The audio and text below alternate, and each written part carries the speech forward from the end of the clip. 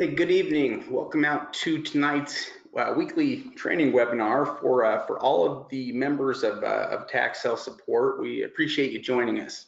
Yeah, I'm excited you're here. Just looking at the date, I can't believe it's, June 26th already. Already halfway through the year. Over halfway now. Yeah, the time does go by way too fast here. If you're new, we hold these webinars every week. Really every Wednesday night we hold the weekly webinar where we cover different topics here. So you're always welcome to join us here live. You're welcome to ask questions throughout the training here. We always welcome questions. And you can always catch replays back on the website. Yeah, exactly. So if you, for any reason you're not able to make the weekly webinar on Thursday mornings, we'll go ahead and get those uploaded and send them out to all the memberships. So if you aren't able to make it one week, not a problem. You can check it out the next morning. Yeah. Now, what we're going to talk about tonight is related to the steps involved to conduct property research prior to making an investment. And I think the due diligence is really what it's kind of about. Due diligence that we do prior to making investment purchases. And there are some simple steps that we can follow, I think, with most investments. But it could vary a little bit, maybe with big investments. But for the most part, these are the steps you're going to follow all the time. Yeah, definitely. I mean, these essentially we're going to go through the different steps, the different 6 steps that you'll go through, like Shade said, in finding the investment, from finding the investment to actually buying the investment, and the due diligence process and some of the research steps that you're going to take really from A to Z. Yeah. So due diligence, if we're talking about what it is the process of evaluating and researching these potential investments for profitability. A lot of this is about trying to find potential, in the properties we're looking at, profit potential. We're trying to find, the best deals, but we're also trying to identify risks or eliminate risks, as we're doing the research, as we're learning more information about the properties. Yeah, exactly. I mean, really, due diligence is just the process of evaluating the investment, finding and evaluating the investment, and making a decision if it's worth buying. And how much due diligence is needed, it can completely depend on the investment. For example, a tax lien investment is going to take less research and due diligence than a tax deed investment. Yeah, in fact, the vast majority of your tax liens could probably be purchased. Really, you could buy 95% of tax liens and just have them redeem.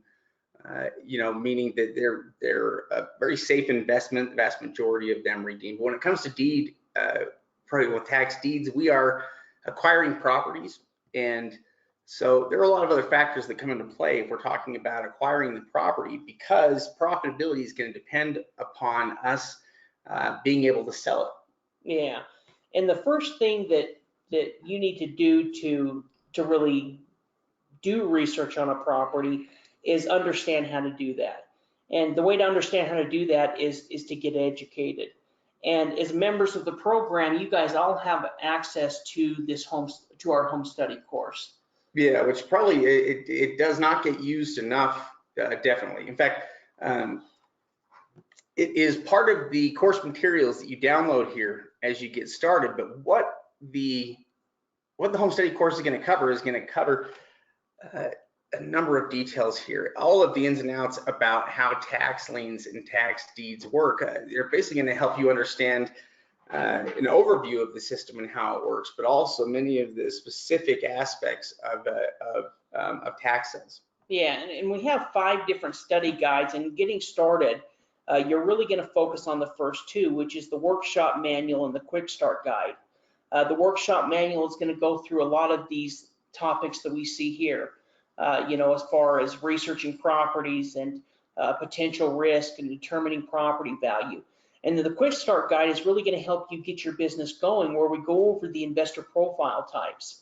The investor profile system is there to help you actually narrow down and pick a state to get started with. So if you haven't got a chance to go through the home study course and then get into the quick start guide and go through the evaluation process and pick an investor profile, you know, you probably save yourself quite a bit of time. Exactly, and headache by going through that process. And once you've gone through it, you're going to know by the end of reading the home study course and the quick start guide, you know, pretty good idea of how to invest, how to research, and also it's going to narrow down those states so that you know exactly what states you're going to get started with.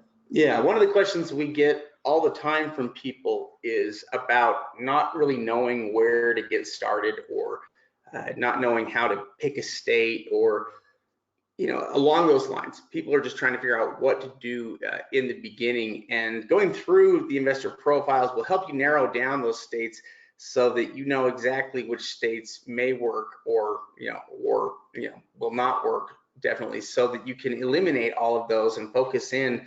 You know, the idea is to try to, you know, eliminate everything and decide what you're going to focus in on, and you know, having an investor profile and the states that it works in allows you to do that.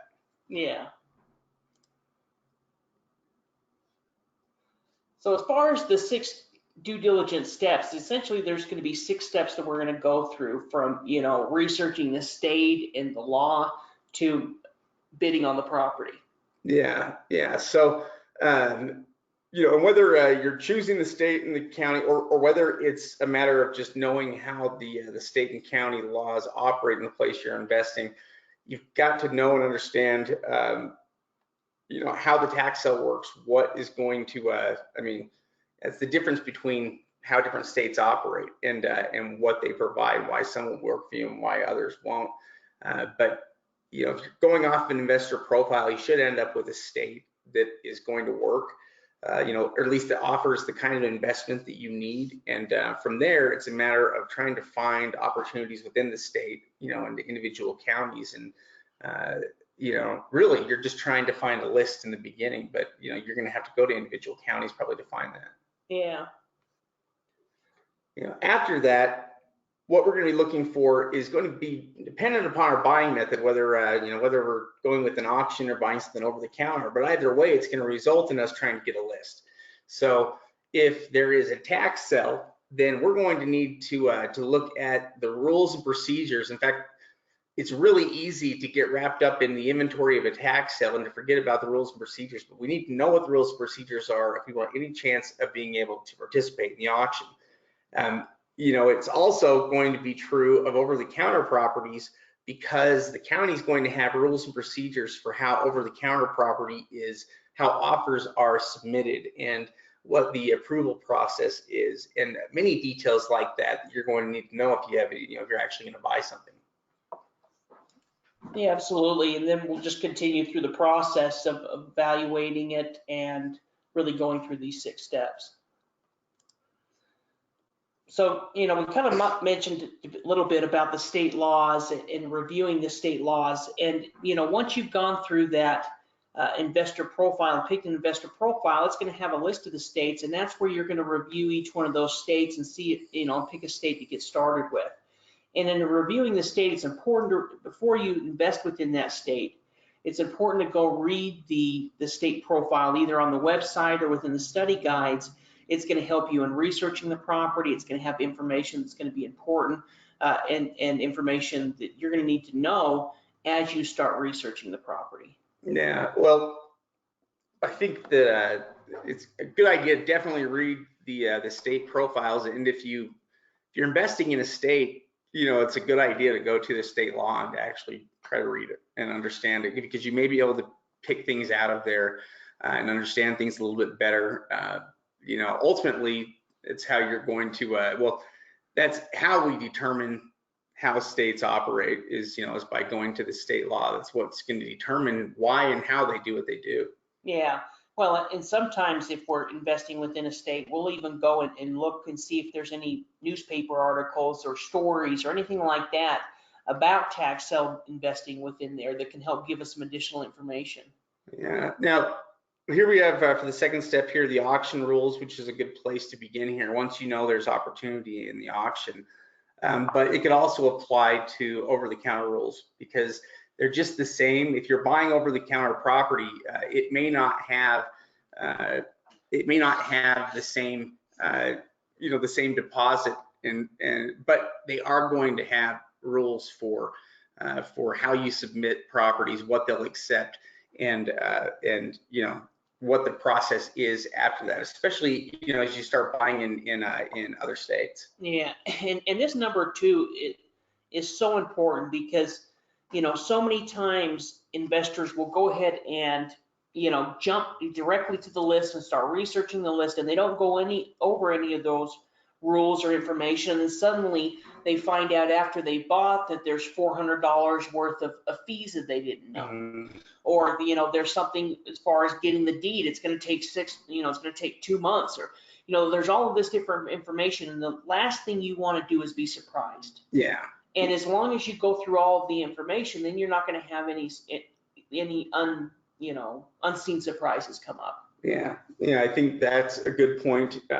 Really none of this stuff is a problem. Waiting for 2 months for the deed isn't a problem, and even additional money for each property isn't a problem as long as you can account for it at the time when you're making purchasing decisions. So yeah, I think it's a really good point here to remember here. Now, once we are able to get through this information here on it, the next steps here really are going to be about the property itself and locating the information and the resources where we're going to be able to find this information. So, when we're looking at a property and we're able to pull up the tools, we're going to locate the county property records to essentially tell us everything that we need to know about the property. We use county websites for everything. Yeah, I mean, really, our number one skill as tax sale investors is the ability to navigate county websites, and that really needs to be a skill that we develop, because that's where we're going to get all our information. That's where we're going for the research. It's even where we're going to research court records if they're available. This is where we're going to do so much. We're going to spend so much of our time, and so when we get to the county website and using county websites, every county website is going to be a little bit different. There's some county websites that are with big counties and very elaborate. There's some county websites that are going to be more basic, but most counties have county websites now. Yeah, at this point, I think that almost everybody seems like they do. Yeah, and a good portion of those are going to have information posted about their tax sale. They're going to have parcel record search tools. We'll go through and talk about a few of them, but this is where we're going to do a majority of our work. Well, and when it comes to the internet and anything related to tax sales and research, this stuff is all still really in its infancy, because we're talking about many counties that are only just getting websites now, or that have only had their websites in the last 10 years. Yeah. Well, and they have so much more functionality now with putting all of their records online and doing all of these, bringing all this technology within the county. So many of the counties, talking about county government, there's still county governments out there that have their records on old paper files. Yeah, still hard copy of everything. There are a lot of small counties out there that that are a little bit slow, I think, to catch up, but they also are going to have tax sale opportunities there. Yeah. Now, once we get to the county website, there's usually going to be two departments or two divisions that we're going to look for. The first is going to be the treasurer, the tax collector. It's going to be whoever essentially handles the tax sale, or whoever collects property taxes is most likely going to be in charge of the tax sale. If not, they're going to at least be able to point us in the direction, usually on their website, of what department will actually hold the sale. Yeah, and they're often responsible for a lot of other things. It's also where you can find a lot of additional information. Like, for instance, the tax history on a property, record of payments, is all going to be with the tax collectors. So the issuance and the collection of taxes all comes down to this office. Yeah, now one thing to mention is you guys have access to all of the state guides, and so within the state guides, if it's something other than the tax collector, like in Pennsylvania, for example, it's called the tax claim office. So if you're looking up treasurer, you're going to have a hard time finding it.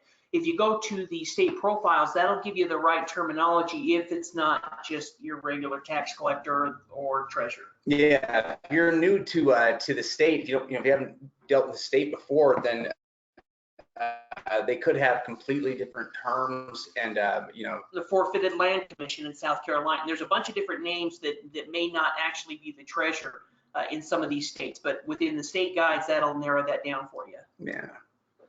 The other office is the assessor, and the assessor is an important office for us because the county assessor's job is basically the property assessment for all the property there within the county.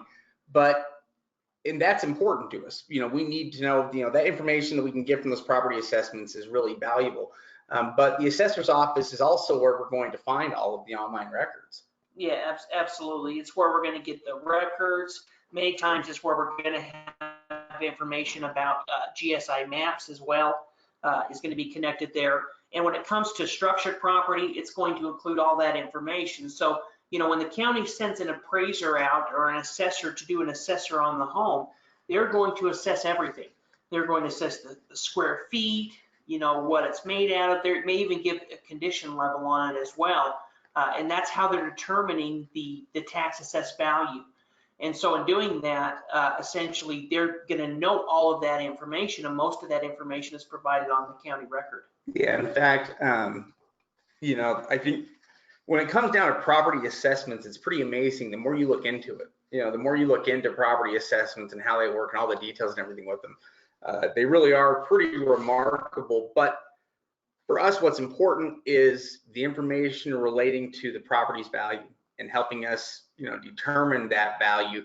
And to do that, we've got to read the property records and know how to locate them. And to do this, what we're going to be doing is we're going to be searching through online records.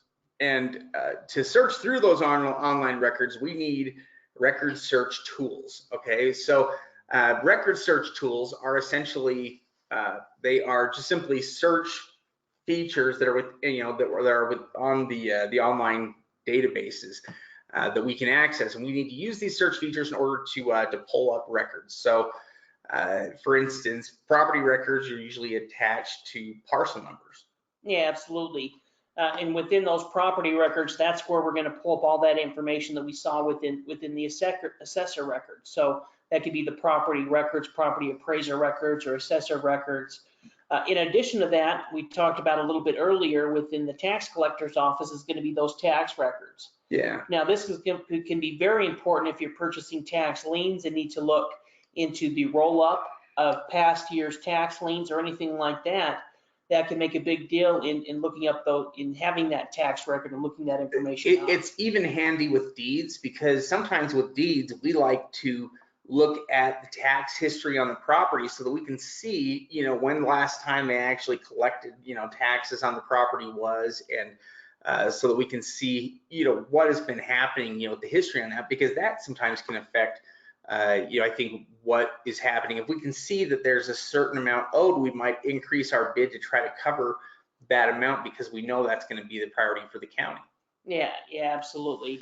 In addition to the property records and the tax records, more and more counties now have GSI maps, online maps features that have all types of different tools that you can use, from satellite imagery to different, all kinds of different tools that are available on them, and make it very, very helpful in finding the property, finding the location, the boundary lines in reference to the other properties around it. When we first got started, we had to research all of the properties using a plat map. Yeah, really, online maps have been amazing. In fact, what's even more amazing is the way that all of the online maps are integrated with the property assessments now. In most cases, when we pull up a map and click on a property, the property assessment is, like half the information is usually right there, and if it's not, it's one click away. Yeah, or it'll be right there within the property records. So right there within the assessor records will be the link that we can click on, and it'll pull up the exact right, GSI map. Yeah, the county mapping is something that has come a long way, and these online mapping tools are also, really helpful. The court records, last one you have listed there, in a way, these are a separate set of records. These are not the same records. When we're talking about county records, like property records, the court records are not usually really a part of that. The court records are separate. And so when we go to search records out, we're going to search court records specifically when we're trying to find information about liens against properties or judgments, things like that. Whereas the property records, that's where we're trying to find actual appraisal information. Yeah. Like we mentioned, the property records are going to be with the assessor's office, the tax records being with the tax collector, but the court records are going to be done through a court. Could also probably say clerk records as well, because sometimes the clerk will handle it. But this is going to be whoever's in charge of, issuing or recording liens on the properties, mortgages, judgments, anything like that. And if they do have the court records online, we can look up the past owner's name and really do a pretty good search to see if there's any liens that we need to be aware of. Yeah. So, when we are looking for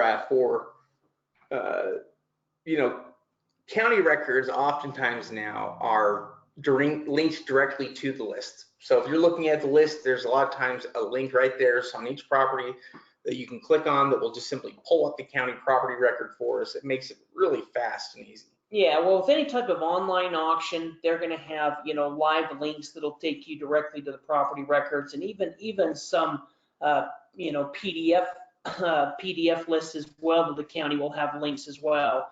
If they don't have a live link page or a live link, live links hooked up to the PDF, if you're looking at a PDF, then we're going to have to use the partial search tool within the county record to research the property. Yeah, which basically what that means is that we're going to have to pull open another window, another internet window, and pull open another website basically so that we can go to the county website. So maybe the tax sale list we're looking at right now is on the county website. Maybe it's not. Maybe we're just looking at the list of something we've downloaded. Well, I would say that if we're talking about live auctions, there's more likely than not that it's going to not be a live list. Yeah. And so, we may just be looking at the list, as some kind of a document. But what we do is we need to pull open another window and, go to the county, pull open this parcel search tool so that we can plug in the information, to locate county records. And the county records are what are going to tell us, details associated with the property appraisal and how the property is valued and taxed. Yeah, and even though county records are completely different from county to county, the information that they contain is pretty much all going to be the same. Some just might include more or more detailed. You're going to have the location, the owner information, the sales information, the value information as far as the assessed value, the tax history. All of that information is going to pretty much be basic. Some are going to include more information with, like this one on the left in Charlotte County, just looking here in the sales information, I can see links that go back to the different deeds. So, that one there, you could actually click on the past sale and pull up a deed to review the deed. Well, it's actually a good point. The quality of property records, varies dramatically between counties. In fact, it can be one of the most limiting factors with some counties. It can be their online records or their records in general. They may not have a lot of great online records, and if that's the case, then you're going to run into problems trying to get information everywhere in the county. And even looking for something like a title search will probably be challenging in that county as well, because most of your inexpensive title search options are going to run into the same problems as well. Yeah, and really at that point you kind of have two options. You could either walk away, or you can go down to the county courthouse or do whatever's needed to get that information. Now, I guess one advantage or one thing to think about if you were to continue looking within that area is that if it's difficult for you, it's difficult for other people. And if it's difficult for other people, a lot of those people are going to give up before a lot of our students do. And so in finding, there's some of those situations where maybe it takes a little bit more work, but, you're able to get some pretty good properties. Yeah. Another major game changer for tax sale investing and I guess internet-based investing here in real estate has been programs like Google Earth or Google Maps and some of the other satellite imaging programs out there. I mean, Google Earth seems to be the biggest one, but what they've done is they basically have made it possible. Street side imaging and satellite imaging overhead wasn't around 20 years ago, and at least I don't think it was 20 years ago, 25 maybe. Not like it is today. Not accessible to the public. Yeah. Well, and even in looking at that map right there, we don't need to look at that, but we can see the building lot in conjunction with all of the other lots within the area. The satellite maps can be so helpful, especially if you're buying land. I mean, they're helpful either way. But with the structured property, you've got an address, but as you're looking at land, you can see, does this lot look similar to the other lots within the area? Yeah, in fact, is it buildable? Is it, is there street view? How close is it to the next nearest house? Yeah, county maps are one of the first things that we try to locate and pull up, even after we locate that county record. We're usually just trying to find the map because the county map is going to tell us so many different things about the property. What we're first going to look at is for accessibility. We want to look and see, is this property accessible from public roads? Or do we have to travel through some kind of through somebody else's property in order to get to it? That's going to tell us first and foremost if we're going to be interested in moving any further at all. But beyond that, we want to see things, like Steve mentioned a second ago. How does the size of the property relate to other properties in the area? Because that's going to tell us a lot about its potential use. Is it naturally landscaped? Is it being currently mowed? Even something like this property, you can see behind it, it looks like there's some type of fairway or at least not homes directly behind it. You know? So we know, at least directly behind this, there's not back-to-back homes. Yeah, it could be water features, and I can't quite tell from this map. Yeah, I can't tell either, but at least we know that it's not back-to-back homes. Yeah, and we can also tell with the property. Well, obviously, this is a pretty established neighborhood, and so you can see. We know street, where the streets are located, the cross streets. Right, and that's really, we're going to use that. That's the other thing that we're going to do is once we are able to kind of figure out exactly where it's at, if it doesn't have a physical address, which a lot of times these properties are not going to have a physical address, but we can locate the nearest cross streets so that we can pull up something like Google Maps and locate the property. And using Google Maps, because a lot of times that's going to be a newer overhead image of the property. The counties might be more dated, but we can get one that's relatively new overhead, and we can also check for the availability of a street side image. And more locations are have access to some type of street side image. Now, it's possible it may be old. And if we're looking at structured properties, we're never going to trust a street side image off of Google, even if it's from 2 months ago before buying it. But in just evaluating and determining if it's something we want to send somebody out, and looking at neighborhoods, anything like that, it is such a huge helpful tool. I mean, all of these tools were things that weren't available when me and Shade first got started. In fact, when we first got started training with and learning about this, nearly 20 years ago or 20 years ago, the process was so much different. Even in attending an auction or getting an auction list, that would, to research the auction list, you had a huge piece of, huge reams of paper. If it was like a lien, with thousands of liens available, and you were going down to the county courthouse and going through Rolodexes and and finding actual hard copy records. Yeah, in fact, the process really is completely new compared to anything that ever was before. It's a new investment in so many different ways here. And you can tell just from what Steve's describing here that counties have not always had a very efficient way to be able to sell. Counties are learning right now, I think, at the same time we are.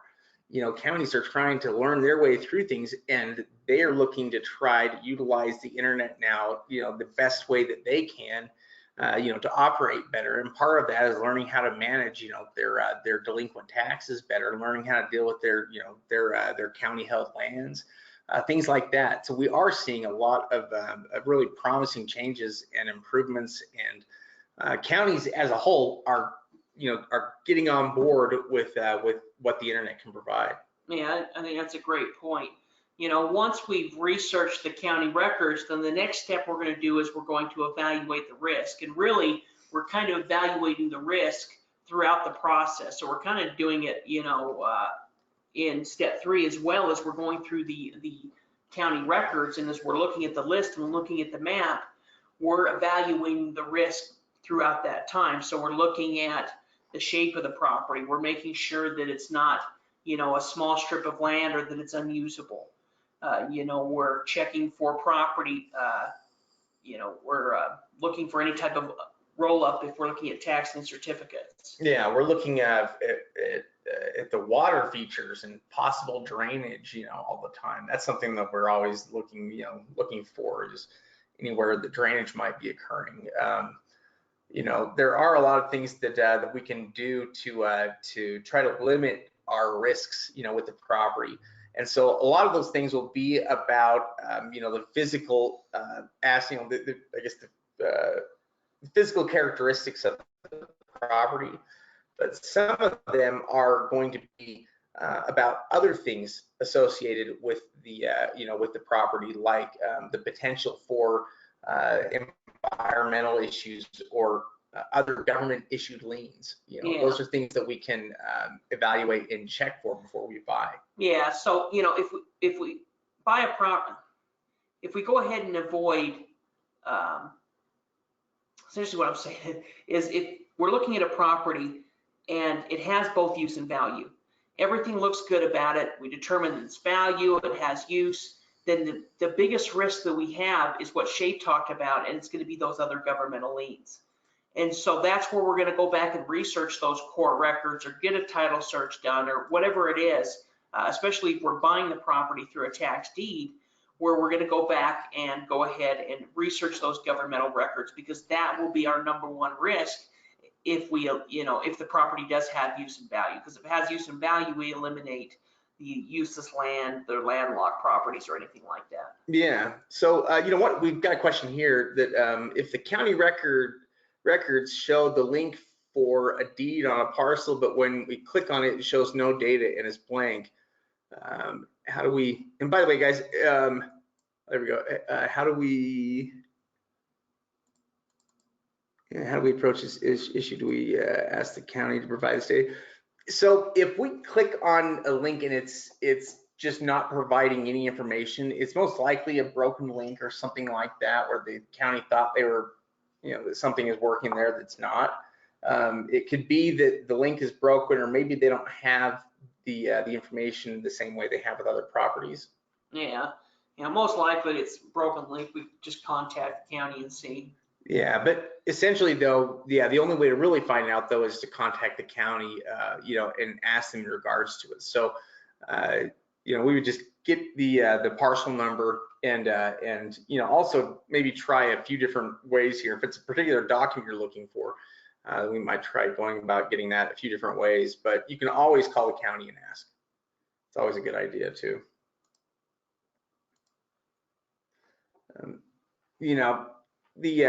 Which, by the way, also when we're evaluating risks, we have, there's lots of webinars we've done where you can look at different things you can do in terms of ways that we can check for things, like, for instance, liens, and how we can do that. But when it comes to evaluating the value of the property, what we're talking about there is its market value, or, you know, what it actually might sell for.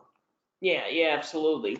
You know, is once we've evaluated the county records, we've evaluated any risk on the property, then we need to make sure that the property value is what we think it is.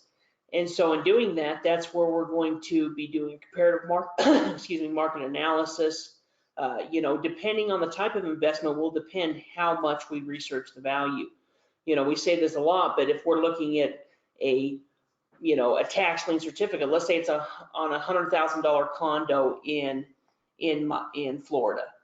You know, if we're buying that tax lien, you know, we're not going to spend a huge amount of time trying to do comparables or anything like that, because, you know, 95% chance we're going to get our money back. Well, in Florida, it's even higher than that. But, you know, we're not going to actually own the property. But as we're buying property, that's where evaluating the value and really determining what the value is and what we can sell it for really becomes important.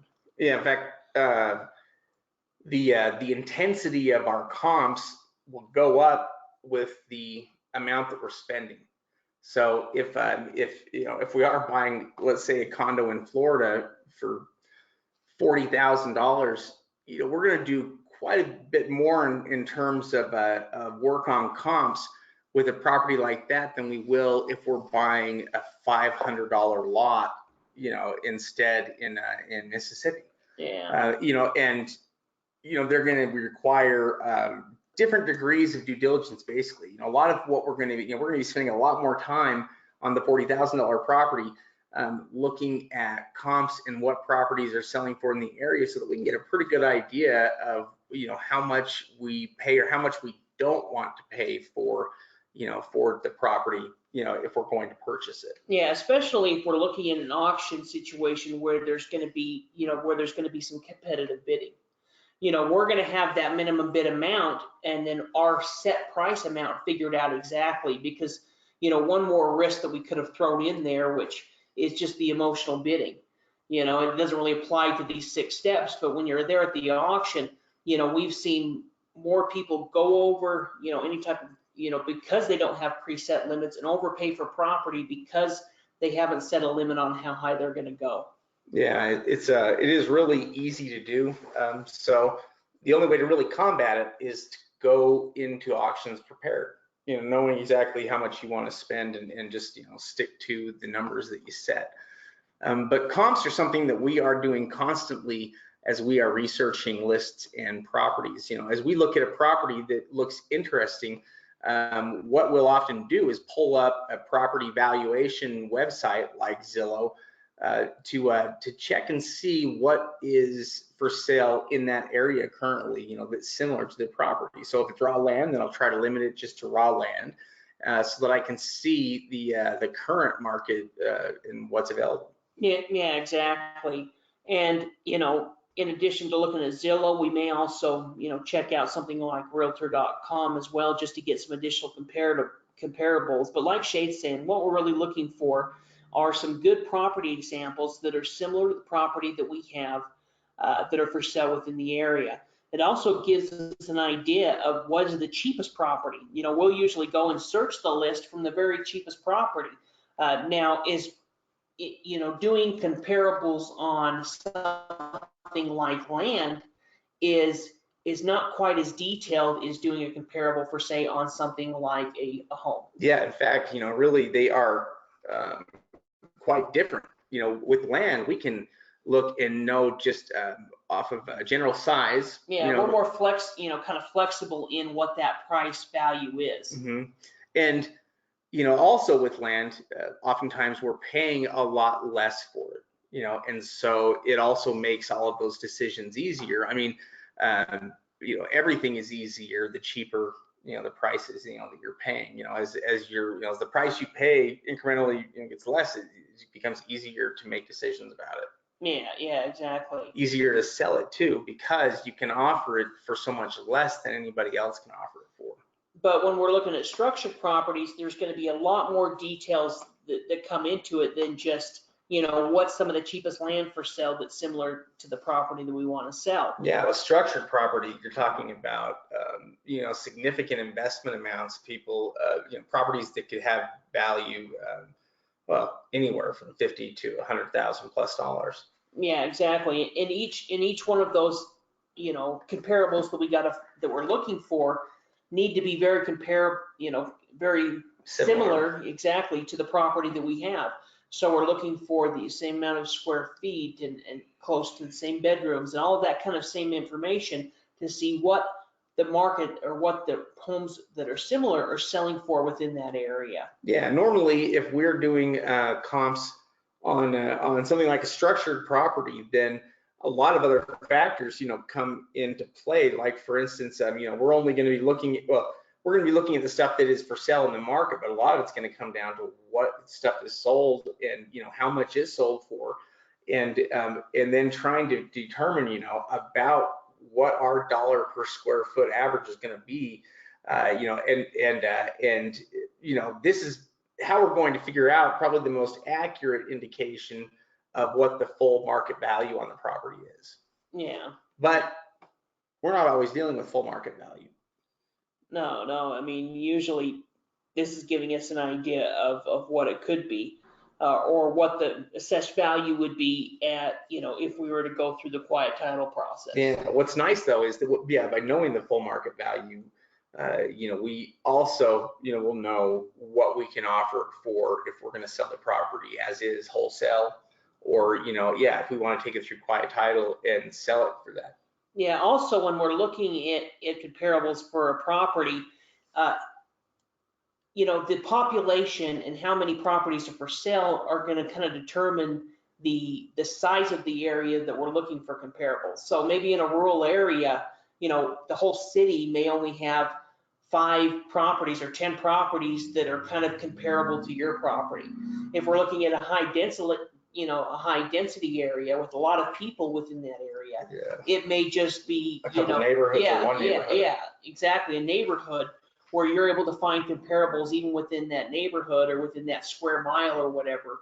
And so we're going to have to play kind of depending on where we're at, but we just want to get an idea of what's some of the cheapest properties for sale within the area, because we want to see what is the very cheapest home. So even if we're looking at homes and our home is nicer, we'd still like to see what's the cheapest. And then from there, get an idea of what properties are selling for that are similar to ours. Yeah, when we're looking at wholesaling properties, we're always looking at the bottom of the market, and and how much property is selling for at that low end. Even in homes, when we do home comparables, we're comparing the worst of the worst, because the last thing we want to do is over-evaluate the property. Yeah, overestimate its value, or or overestimate anything about the property. We're much better off, and we're always going to be safer going into it looking at the cheapest stuff that's there and kind of working our way out. Yeah, if we find 3 junk, not junk, but 3 fixer-upper single-family homes within the area, we're going to use those 3 fixer-uppers as our comps versus the 3 nice perfect properties. We can use those nice ones as how much it could sell for eventually, if we've done the rehab and get it up to that point. But we want to use, like Shade said, kind of the comparables that are most like the property we're looking at. Yeah, setting a maximum bid is oftentimes just about determining an amount that is that's reasonable and that can also be profitable. So with liens, oftentimes that's going to be a matter of setting an interest rate amount, a minimum that you're willing to accept, and that's simple enough, I think. Yeah, pretty easy. Yeah. If it's deeds, though, you're probably going to have to set a percentage based on value. Yeah, absolutely. Whenever we're looking at a property, we always base our bid amount off a percentage of the property's value. So if we're looking at a $100,000 property and we're willing to bid up to 20% of its value, then essentially we'd be bidding $20,000 on, or would be willing to go up to $20,000 on a $100,000 property. Yeah. Now, when it comes to a lot of the property that we like to go after, we want to get it for as little as possible. But it also has to be based on what is possible within that area, and what's available. And so, we can't really set that amount for what we're going to be able to buy property at. That's going to end up getting set by the market itself. So, for instance, if we were buying property in one state, like if we're buying property in let's say Mississippi, it's going to be quite a bit different than buying property somewhere like Florida, where we might be able to pick up property in Mississippi. Let's say we can get it. We're looking at stuff that we can get for less than 10 cents on the dollar. Maybe we're even looking at some amazing deals we can get there for low amounts.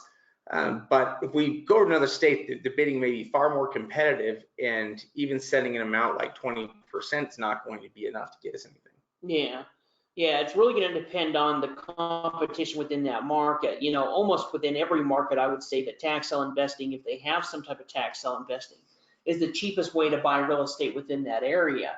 But, you could be totally limited to how many sales they have, and also to, like Shade said, to the competition. And so when we're looking at determining the bid amount, that may just be the back taxes or the offer amount if we're looking at an over-the-counter property. Or if it's a property that's going to auction, we're going to have that opening bid amount, but we've set kind of our hard cost. So it starts at 10, we'll go to 20. Yeah. And it's so tempting to go above that amount, especially if you're in a live auction. Even myself, wants to go above that amount, even though I know, and I've preached it and I've told it, for the last 20 years, I think that you'd be similar. You hate losing, especially in that kind of situation where you've put in time and effort. Even if we went out and visited properties or sent somebody out there to look at it, you hate letting it go. But what's even more painful than letting it go is paying too much for it and realizing you've made a mistake. Yeah, I think those are good points. And yeah, it is so easy to do. It relies on our nature, and auctions are, they bring out the best and worst of us in a lot of ways. So well, if you go into one of these auctions with, from the county, a lot of times they'll bring in professional auctioneer. mhm. This guy or this gal, whoever's the auctioneer, is, their job is creating that excitement and creating bidding wars and creating competition. Yeah, and you could be competing with professional investors, or you could just be competing with with some local that is caught up in the excitement of it and thinks it's something good. You never know really who it is there, but with the auctions, I think that's part of the risk with an auction is trying to avoid those situations. But there's still always opportunities with auctions. Yeah, well, the professional investor, or usually won't get in those same mistakes. Who you're going to find getting in bidding wars a lot of times is that brand new person who just showed up that has some money to spend and sees that you're bidding. We've seen two people bid against each other because both parties thought the other person knew what they were bidding on. I think that's happening half the time. Yeah, both bidding on pieces of junk. Yeah, it happens all the time. And so they're thinking, well, if that person knows something, then, they must know that it's a good property, so I'm going to bid against them. And that person's thinking the exact same thing. Yeah, it happens all the time there with auctions. The easiest way to avoid it is just to go to the auction prepared. Check out the properties that you're interested in, or if you're not dealing with an auction, which many of you may not be dealing with, and you're buying over the counter, then you're bypassing that altogether, and you're focusing more on properties that are currently available or they're being offered different ways. There's good opportunities for in both categories. You can find good over-the-counter opportunities out there, and you can also find great auction opportunities out there. In fact, it is, though, we do often see the most valuable properties sell at auction.